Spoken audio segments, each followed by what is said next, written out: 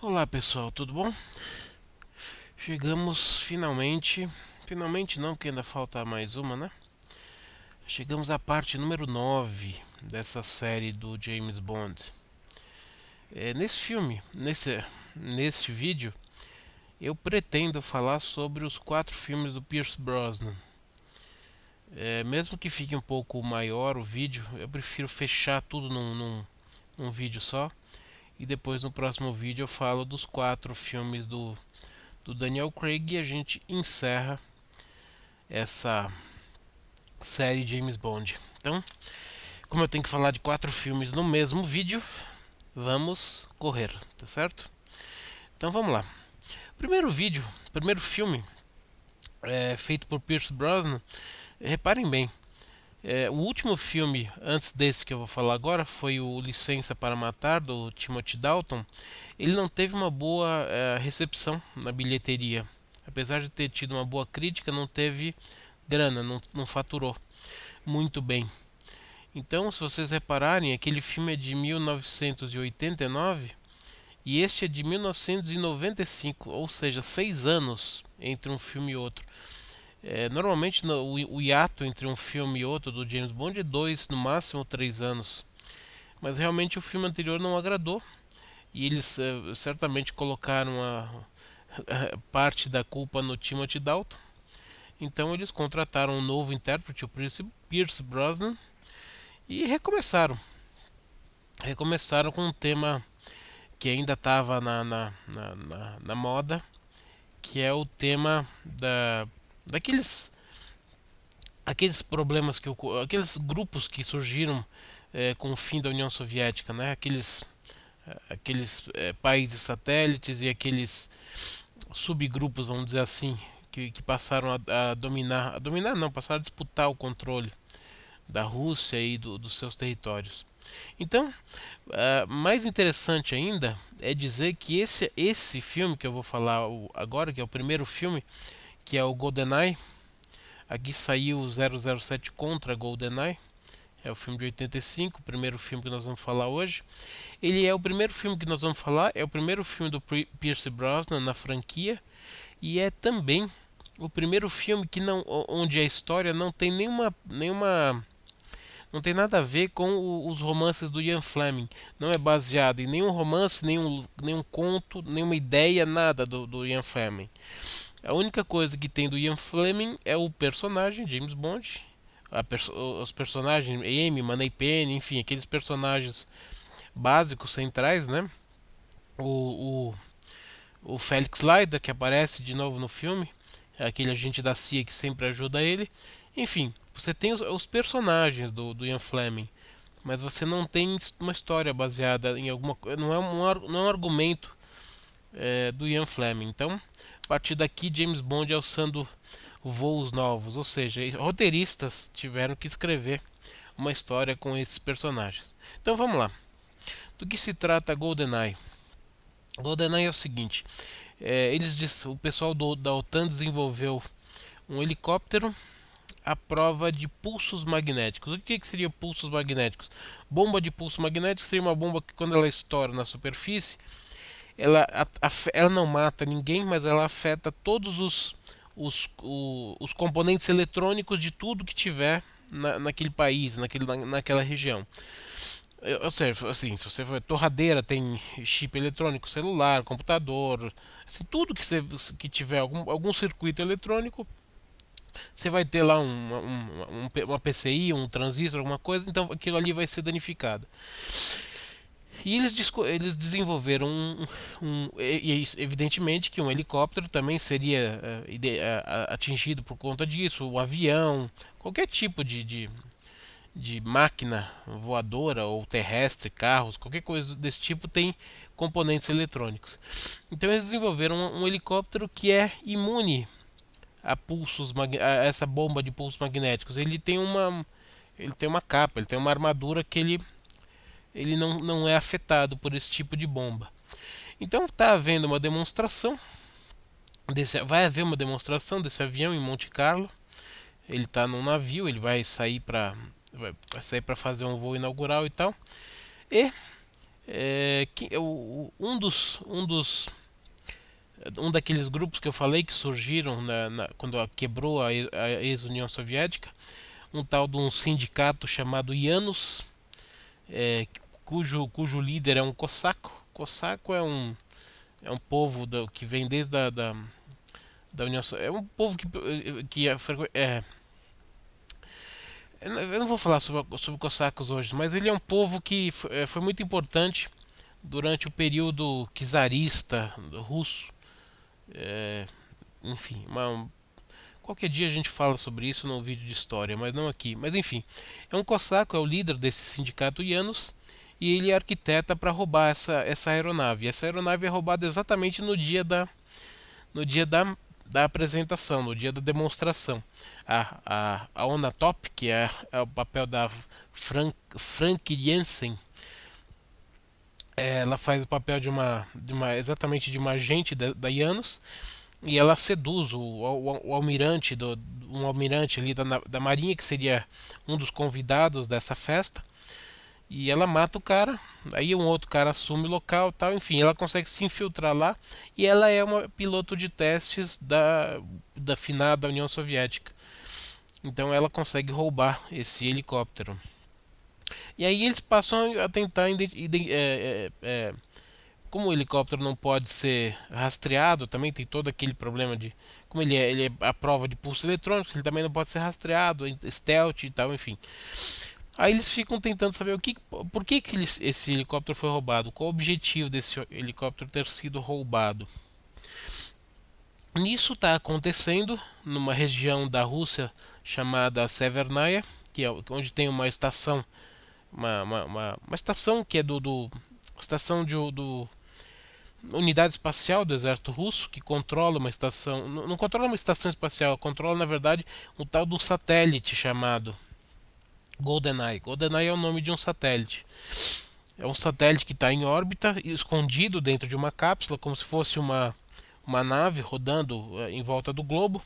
Quando você ativa ele sai, ele ejeta, né, ele sai de dentro dessa cápsula, forma tipo uma antena parabólica, e tem um laser ali em cima. Não é um laser, mas é uma parabólica com uma arma ali, que é aquilo ali que vai disparar na superfície. E o que controla isso? O que controla isso são antenas que estão no solo. Então, nessa estação de Severnaya tem uma dessas antenas. E aí, durante esse evento, está ocorrendo. Você tem um general traidor da Rússia, que resolveu se associar com o Janus, mas ele é o chefe da divisão espacial. Então ele invade essa unidade, como se ele estivesse fazendo um teste. Olha, nós vamos fazer um teste aqui, vamos testar a unidade para ver quanto tempo vocês conseguem armar a arma. Armar a arma é meio redundante, mas é porque em inglês fica diferente. Mas enfim, preparar a arma para o disparo. E aí ele entra nessa unidade junto com a Onatop, que está como guarda-costas dele ali. E eles fazem todo o teste. E durante esse teste todo, o responsável pela unidade acaba mostrando a chave de disparo e tudo mais, os códigos, enfim. E no final das contas ele mata todo mundo e rouba as chaves de disparo. E programa o GoldenEye para disparar exatamente em cima da estação espacial, da estação de Severnaya, porque aquilo ali disparando, aquela bomba, aquele bomba de pulso eletromagnético, vai destruir tudo que tem eletrônica lá e vai acabar com todos os registros daquilo lá. Então ninguém vai saber que ele invadiu e preparou aquele negócio todo. Vai parecer que foi uma explosão, um problema, uma falha ali na unidade, e tudo foi pro saco.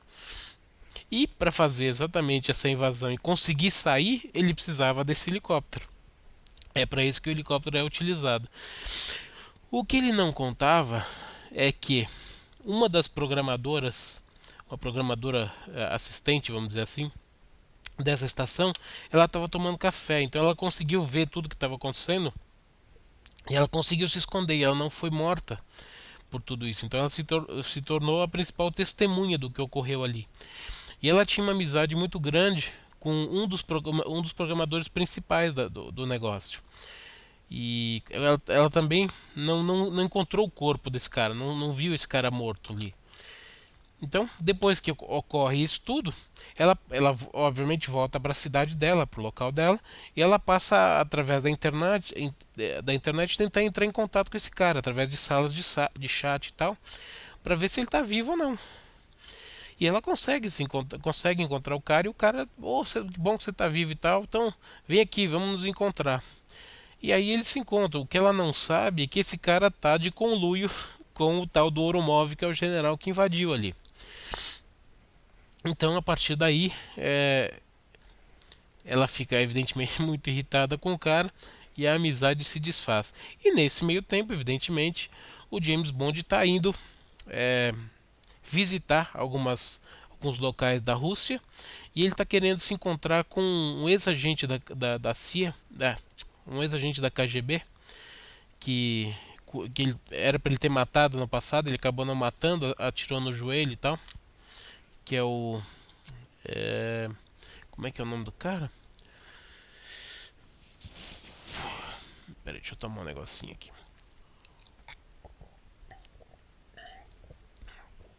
Zukovsky. É o Zukovsky. Enfim, Valentim Zukovsky. Enfim, ele encontra com esse cara e conversa com esse cara, porque esse cara, quando ele saiu da KGB, ele passou a ser um empresário, como todos, se você for ver. Por isso que quando eu digo em vídeos que eu estou falando de política, que nunca existiu comunismo real. O comunismo real, na economia, ele é uma farsa, né? Porque a partir do momento que a União Soviética caiu, caiu hoje, amanhã você tem uma dúzia de grandes empresários, todos eles na lista da Forbes, dos empresários mais ricos do mundo. Por quê? Porque na verdade todos eles lotearam. Aquilo ali, cada um é dono de um pedaço da economia russa. Fora aquilo que estava no submundo. Então, esse Zukovsky, depois que ele deixou de ser agente da KGB, passou a ter cassinos, passou a ter vários tipos de negócios, helicóptero e tudo mais. Então, enfim, e ele vira um homem de negócios. Aí o Bond encontra com ele, mas ele continua sendo, de certa maneira, um agente da KGB, porque ninguém larga a KGB, né? E então ele está procurando informações com esse cara, querendo saber, ó, você sabe quem pode ter roubado esse helicóptero? Tá dizendo que foi o Janos e tal. Você tem contato com ele e tal? E o cara fala, eu não conheço, não sei quem é, eu sei que é um cossaco, o líder, mas nunca vi, nunca tive contato nenhum e tal. E aí eles fazem meio que um esquema para ele tentar se encontrar com esse cara. E ele consegue se encontrar com o Janos. E a hora que com o líder do Janos. E a hora que ele se encontra com o líder do Janos, ele descobre que era um ex-agente do MI6 que apareceu no comecinho do filme, numa missão junto com ele no comecinho do filme para explodir uma fábrica de armas químicas na Rússia. E ele acha que o cara morreu na explosão de armas químicas e na verdade não morreu. O cara fez uma associação exatamente com o Oromov, que naquela época era coronel, não era general, e ele estava de conluio com o cara, então ele já era um traidor naquela época. E ele diz que traiu o MI6 porque durante a Segunda Guerra Mundial houve os cossacos meio que se entregaram para a Grã-Bretanha, e a Grã-Bretanha, em vez de aceitá-los como prisioneiros de guerra, devolveu para a União Soviética, que matou todos eles. E esse cara é filho de um é um cossaco, né? Um descendente de cossaco cujos pais se mataram para não serem levados de volta para a União Soviética. Foi por isso que ele se tornou um traidor. E a partir daí o filme se desenrola, tem indas e vindas e tudo mais. E o James Bond volta para a União Soviética, acaba sendo capturado para a Rússia, né? Acaba sendo capturado pelas autoridades russas. E aí ele é interrogado. E aí ele conta as coisas que aconteceram e tal. Ele tá junto com a moça já. A moça que fugiu de lá virou par romântico dele. Virou Bond Girl. E aí eles conversam e comentam e tudo mais do que aconteceu. E aí ele começa a discutir com o cara lá, o cara tá querendo, não, porque aqui é pena de morte ainda, a Rússia mudou, mas ainda é pena de morte para o crime de espionagem, terrorismo e tal. E aí a moça conta o que aconteceu, conta que foi o Oromov que invadiu, porque ela viu tudo. Não, foi o Oromov que invadiu lá e matou todo mundo. Daí o ministro da defesa fala, mas por que ele faria isso? Ah, ele faz isso porque existe um outro satélite GoldenEye, coisa que o Oromov tinha negado na reunião de cúpula da Rússia que existisse um outro GoldenEye, porque aquilo era um projeto escondido até do próprio governo russo. O exército russo sabia disso, mas os líderes do governo russo não sabiam. Só ficaram sabendo quando houve o acidente. E aí o cara garantiu que não tinha mais nenhum, e na verdade tem mais um. E esse segundo GoldenEye tá, cuja antena que controla está em Cuba. Aí toda a ação passa a se passar em Cuba, né?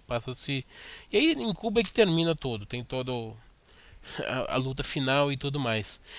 Enfim, esse é o primeiro filme. É um filme bastante movimentado, bastante interessante.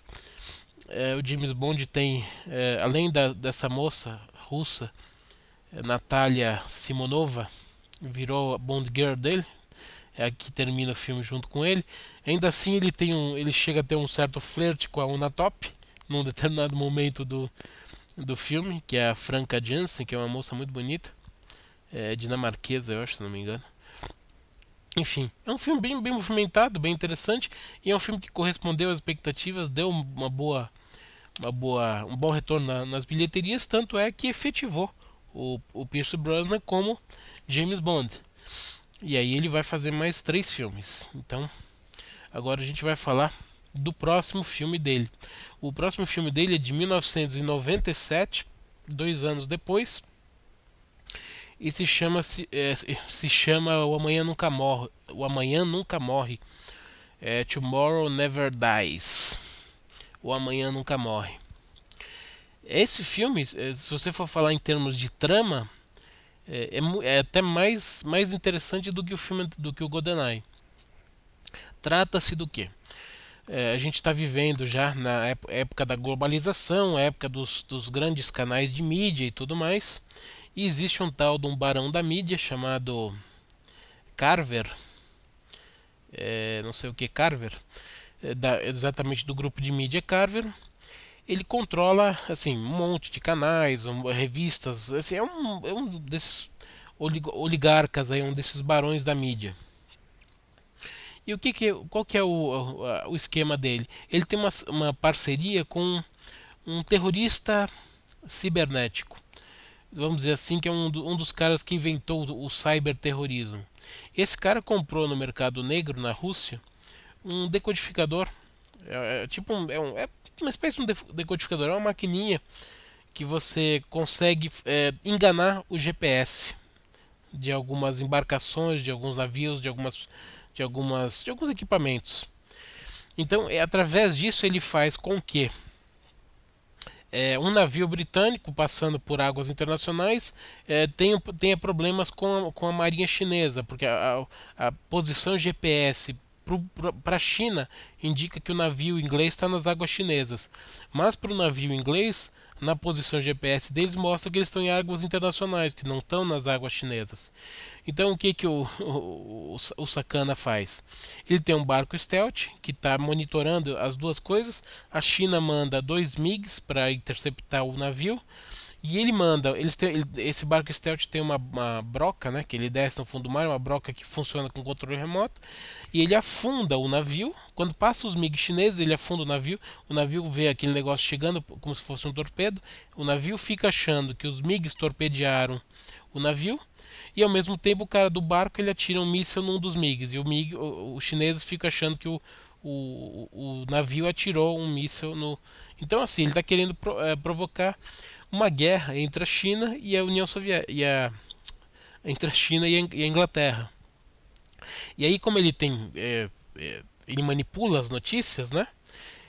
Os sobreviventes daquele barco, ele assassina todos eles e depois tira fotos daquilo ali e tudo e na edição seguinte coloca como manchete: marinheiros britânicos assassinados, ou seja, como se a China tivesse atacado o barco, afundado o barco e ainda assassinado os sobreviventes.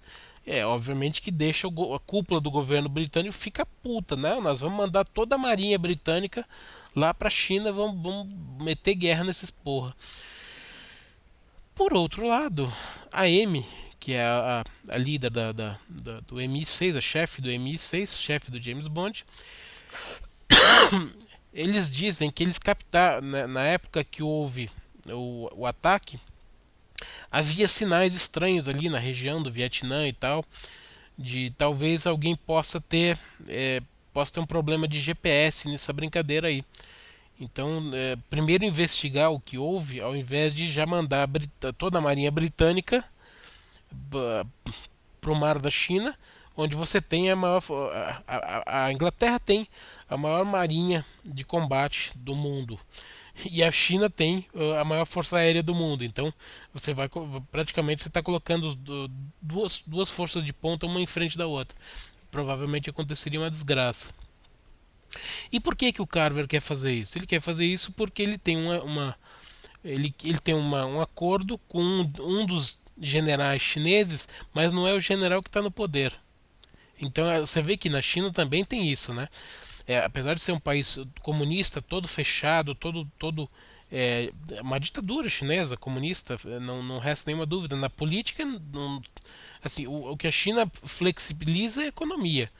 Todo o resto é controlado pelo Estado.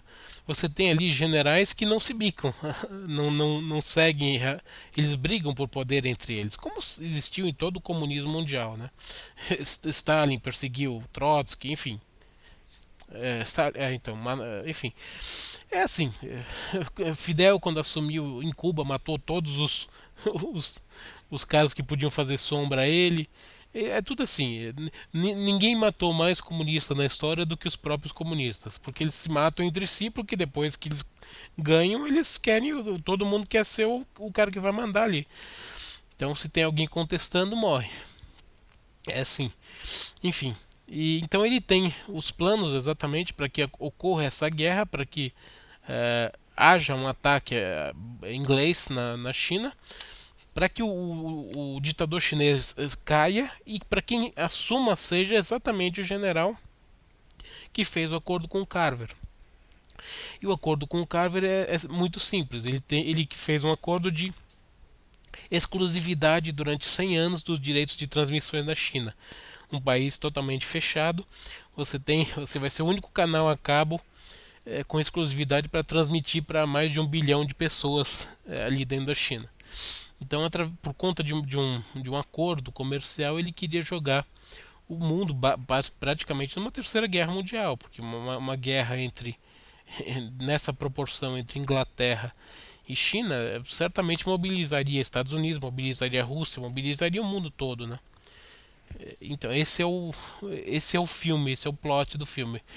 É claro que não entrei em detalhes, né? Mas, por exemplo, a esposa do Carver é uma ex-amante do James Bond. Então tem vários percalços aí durante o filme. É interessante porque nesse filme o James Bond trabalha junto com uma agente chinesa da Força de Segurança da China. Então é a primeira vez que um filme britânico já houve naquele filme O Espião que Me Amava uma, uma, uma associação entre a Inglaterra e a Rússia, onde o James Bond trabalhou junto com a Major Amazova, que era da KGB, do exército russo.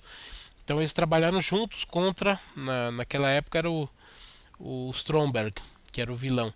E aqui nesse filme, pela primeira vez, um agente britânico trabalha junto com uma agente chinesa, porque na verdade os dois países estão sendo manipulados exatamente pelo Carver. Nenhum dos dois países tem culpa no cartório. O Carver está manipulando os dois. Então é bem interessante. Tem uma cena muito, muito divertida de um cara. Já morreu um ator italiano que ele faz o papel de um torturador assim. Ele tem a cara de um médico maluco assim. Ele é professor de direito penal e tal. É o cara que mata a esposa do Carver, quando o Carver descobre que a esposa está traindo ele com James Bond. E aí ele vai tentar fazer uma sessão de tortura com James Bond, evidentemente que ele se fode e morre. E um dos pupilos desse cara é exatamente o capanga principal do Carver, que é aquele que a gente está sempre esperando a briga final entre o capangão e o. Nesse caso, um capangão Stamper é o nome do cara, e o James Bond para a briga final no final do filme. Então eu acho um filme bem feito também, bem produzido, bem montado. Também correspondeu às expectativas na bilheteria. E é uma boa diversão. É um filme bastante interessante. Ah, estamos com 25 minutos de filme, de vídeo. Será que eu falo dos outros dois? Ou deixo para o próximo vídeo? Vamos falar, vai. Então, o terceiro filme, vindo nessa sequência, seria de 1999. O Mundo Não É o Bastante. The World is Not Enough. É um filme, é um dos mais interessantes filmes do James Bond. É o terceiro filme com Pierce Brosnan. Do que se trata? Nesse filme, vamos dizer assim, o filme começa com o James Bond recuperando uma quantia de 5 milhões de dólares, supostamente extorquido de um amigo da Amy, não sei o que, King, um cara que estudou com ela e tudo mais. Enfim, a filha dele foi sequestrada. Teoricamente, ele pagou o resgate de 5 milhões e tudo mais. E o James Bond está na Suíça negociando para recuperar esse dinheiro. Claro que no final ele mata todo mundo e tal e recupera o dinheiro. E aí, esse dinheiro, ele tá no MI6 e tal. Então, eles estão conversando. Tá lá o King, todo mundo. Ah, como é que você conseguiu recuperar e tal? Ah, não, consegui, pá, pá, pá. Aí, na verdade, esse dinheiro ele foi contaminado com um negócio de magnésio, alguma coisa assim. Eu não entendo muito de química. E a lapela, ele tem um enfeite de lapela, esse King, que na verdade foi trocado. O enfeite, na verdade, foi trocado por um substituto que tem um controle remoto, um negócio de rádio. Então, quando ele chega perto do dinheiro, esse negócio detona. Ele provavelmente gera uma faísca, alguma coisa assim, que detona e explode o dinheiro todo, matando o cara e explodindo uma parte do prédio do MI5, do MI6. E a partir daí a Amy leva isso como pessoal, né? Não, temos que vingar a morte desse cara e tudo mais. E o James Bond sofreu uma queda porque ele perseguiu a moça que estava, a atiradora, né? Que provocou essa explosão e tal. Persegue assim durante um barco especial e tal, no Rio Thames e tal. E ele acaba sofrendo uma queda porque ele sobe num balão, depois cai, rola em cima de uma estrutura e acaba quebrando a clavícula. E aí ele é meio que colocado de você tá em descanso, porque você não tá apto para o serviço. Mas ele quer participar do negócio. Aí ele, obviamente, seduz a médica para conseguir um atestado para poder participar do esquema. E aí o James Bond é colocado para se encontrar com a filha do King, com a Electra King, que é ela que está assumindo os negócios do pai. E com isso ele descobre exatamente do negócio do sequestro e tudo mais que ela não tinha contado para ele. E esses arquivos estavam fechados. Então, aí na verdade ele descobre que a Amy tinha dito para o pai não negociar com o sequestrador. E quem era o sequestrador da filha do King? Era um terrorista chamado Renner, o anarquista. Um cara que tinha sido agente da KGB e era um freelancer, um agente do caos, aqueles caras agente do caos. E na verdade, agora já resumindo bastante o filme, quando o James Bond se depara, na verdade a Electra King ela teve a famosa síndrome de Estocolmo. O que é a síndrome de Estocolmo? É quando você sequestra uma pessoa, essa pessoa fica fragilizada, fica psicologicamente oprimida e tudo mais, ela acaba se apaixonando pelo seu sequestrador. Então, ao invés de ser vítima, ela passa a se tornar cúmplice do negócio. Então ela mesma se cortou um pedaço da orelha para mandar pro pai, para dizer que tem que pagar o resgate e tudo mais, mas no final das contas ela virou parceira do cara. Então ela tá junto com o Renard. Então os dois estavam traindo o James Bond na brincadeira ali. E o que que eles queriam?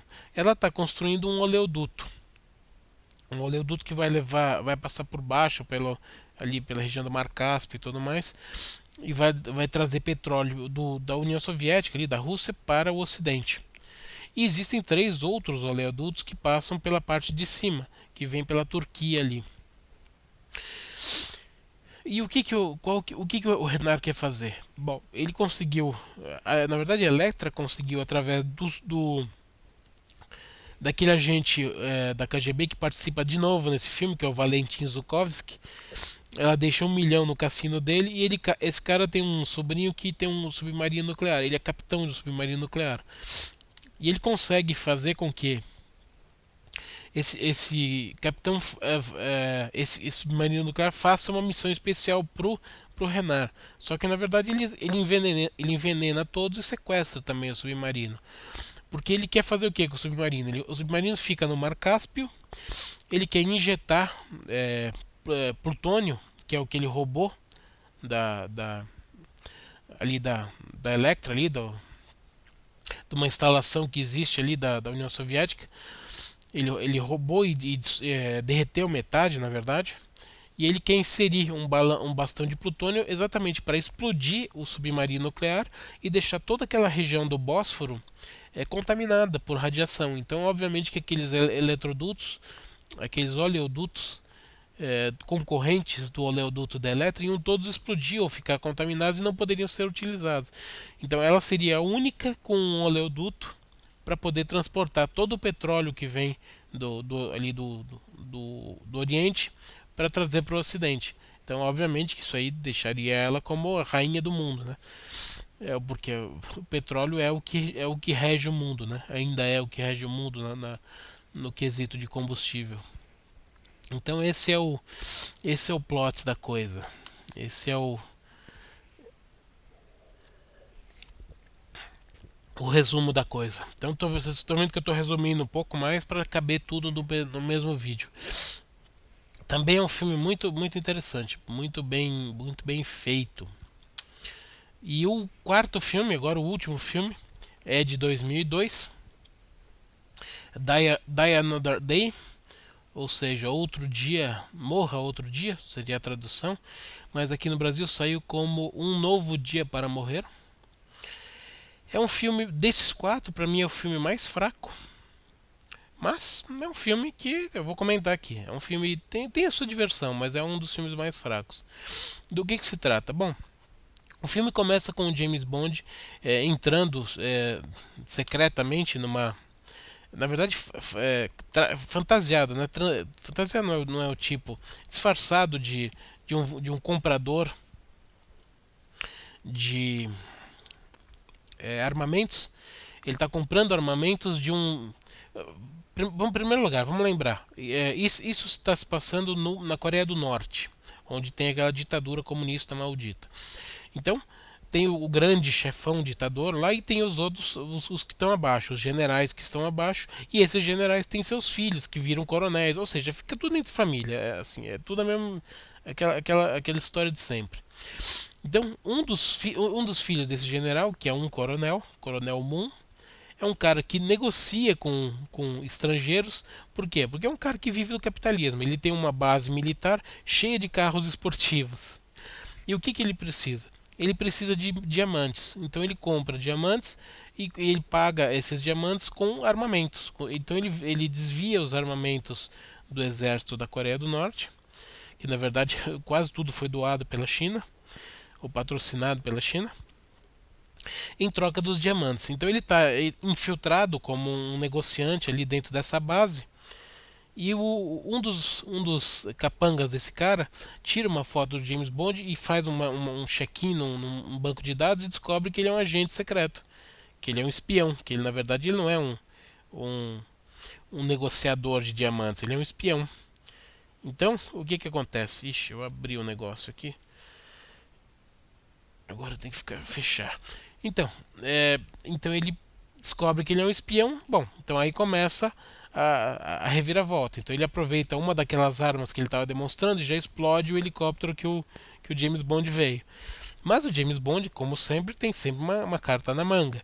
Debaixo da pasta onde tem os diamantes tem uma bomba. Então ele vira o reloginho dele lá e explode aquela porra toda.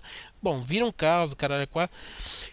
E no final das contas, através da perseguição que há entre os dois, o filho do general, que é o comandante dessa base, o tal do Coronel Moon, ele cai numa cachoeira enorme, gigantesca, e o James Bond se salva.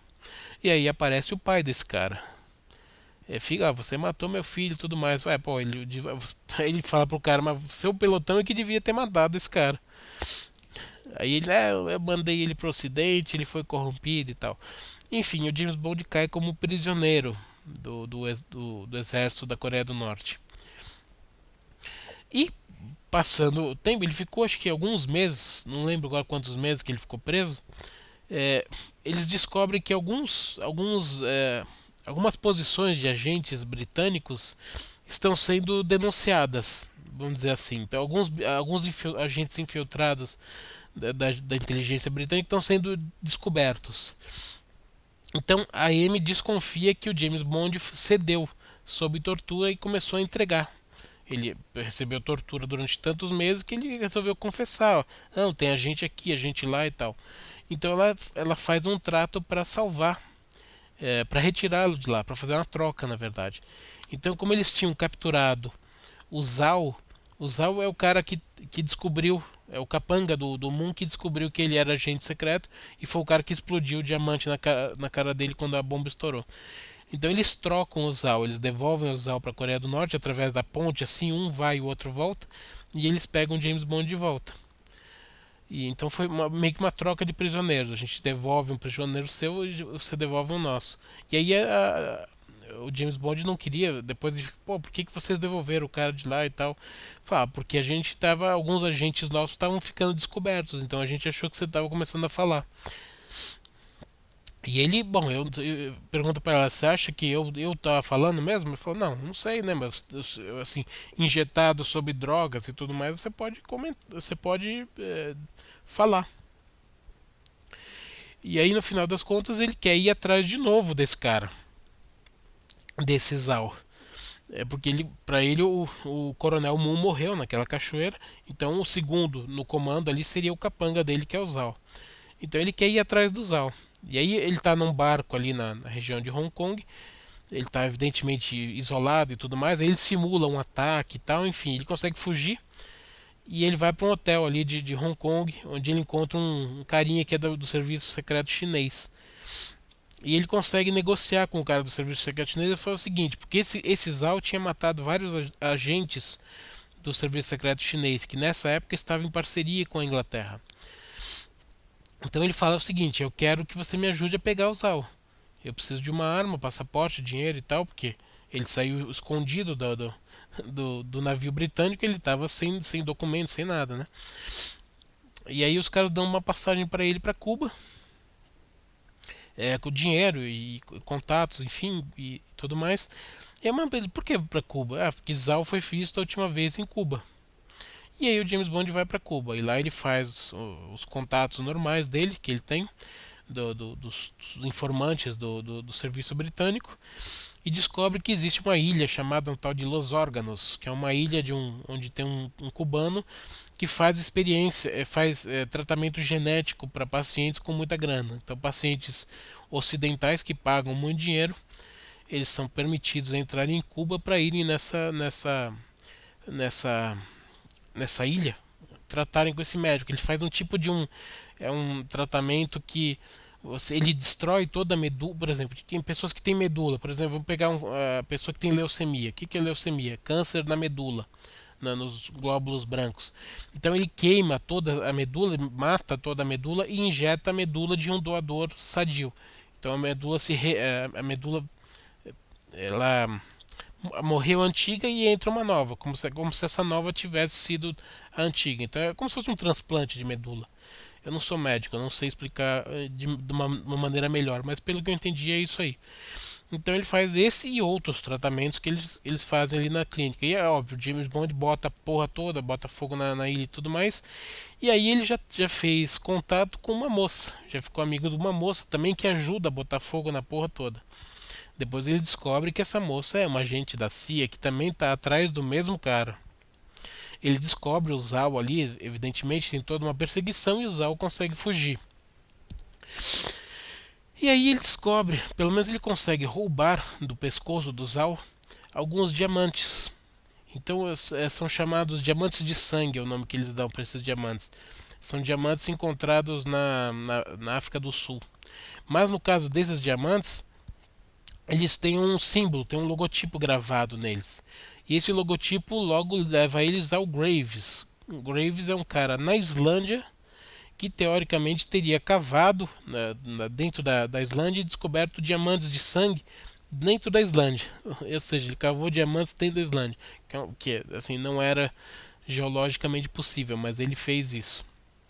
E aí o próximo passo então é se encontrar com Graves. E aí volta tudo para o negócio volta tudo para a Europa e há uma conferência, vai haver uma festa e tudo mais, porque o Graves vai demonstrar ele vai demonstrar, ele tem uma surpresa que ele vai mostrar para a imprensa. Graves, esse cara aí, é um islandês e tudo mais, ele achou diamante, é um cara milionário, doa para instituição de caridades, é um cara viciado em adrenalina, salta de paraquedas e tudo mais. Enfim, e ele vai ter uma festa, ele vai dar uma festa num palácio de gelo que fica do lado da mina dele lá na Islândia. Aliás, a paisagem é muito bonita para quem gosta de neve. E aí durante essa demonstração ele mostra o Icarus. Quem é o Icarus? Icarus é uma grande parabólica toda cravejada de diamantes que fica no céu, que é comandada por uma maleta de controle. E através disso ele consegue colocar calor em qualquer parte do globo. Então ele consegue acender como se fosse um segundo sol. Ele consegue fazer um risco assim de laser na Terra e tudo mais. Enfim, ele faz só essa demonstração de acender um segundo sol, mostra para os jornalistas e pronto, beleza, acabou, está feita a demonstração. Esse é o Icarus. Ele pode levar calor para qualquer parte do globo terrestre sem necessidade do Sol. E na verdade, como é que ele consegue essa energia? Como ele é uma antena feita de diamantes, o diamante é altamente reflexivo, né? Então ele pega a energia, a luz do Sol, reflete nas placas ali do diamante e joga para baixo para a Terra. É basicamente a essência do laser ali da arma. Depois que a imprensa vai embora, aí ele vai negociar vai conversar com os coreanos da Coreia do Norte, aquele pessoal da Coreia do Norte. E aí ele mostra o problema, como é que funciona. Ele pode ser usado como arma, pode ser usado como tudo, né? E nisso a gente fica sabendo que esse Graves, quem é esse Graves? Nada mais é do que o Coronel Moon, que sobreviveu, foi para esse local os órgãos e fez todo um transplante de rosto. Ele trocou o rosto dele inteirinho com uma outra cara, uma cara ocidental, mas ele, por baixo continua sendo o mesmo. Só que ele tem, evidentemente, que ele fez um outro tratamento que ele não dorme. Então eles têm que dormir ele tem que ficar durante uma hora de uma máquina especial ali para não entrar para não ter problemas psicológicos ali, psiquiátricos, psíquicos, enfim. E aí, através dessa arma, qual é a ideia dele? A ideia dele é conquistar o mundo, a velha história de dominar o mundo.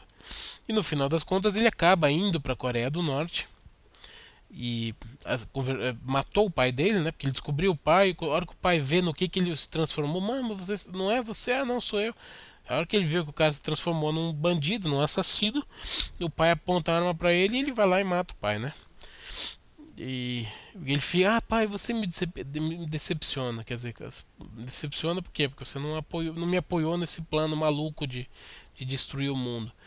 E aí qual é a ideia dele? Jogar esse Ícaros da Coreia do Norte para a Coreia do Sul, numa profusão de destruição, né? Que engula tudo. E aí dentro do avião onde ele está comandando isso, tá evidentemente o James Bond e a mocinha.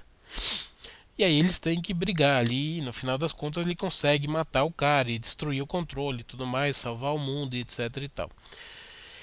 Como é que no começo do filme que eu falei que ele tava preso e a inteligência britânica estava achando que ele pudesse ter cedido à tortura e tivesse apontando agentes, entregando agentes britânicos para o inimigo, quem é que estava fazendo isso na verdade? Quem estava fazendo isso era uma outra agente do MI6 que estava infiltrado na organização do Graves, que era amante do Graves, e que na verdade ela era a agente dupla. Ela era agente do MI6, mas ela que pegava as informações do MI6 e passava pro coronel Moon da Coreia.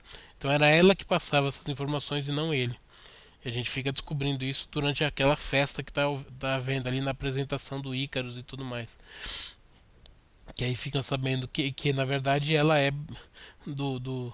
E como é que eles se conheceram? Bom, a equipe de esgrima das Olimpíadas. O Graves fez parte e ela também.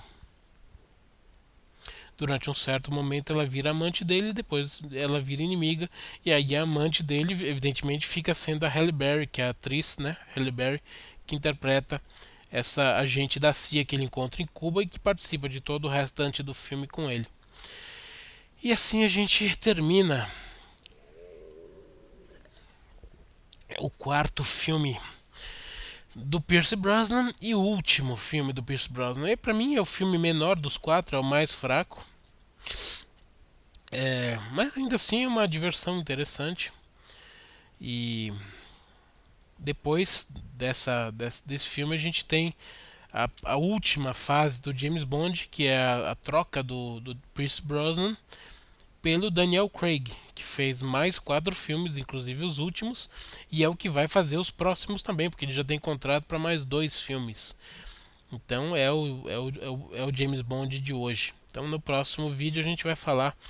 Espero que eu consiga falar dos quatro filmes do Daniel Craig no mesmo vídeo, mas acho difícil porque são bem mais complexos do que esses filmes do Pierce Brosnan.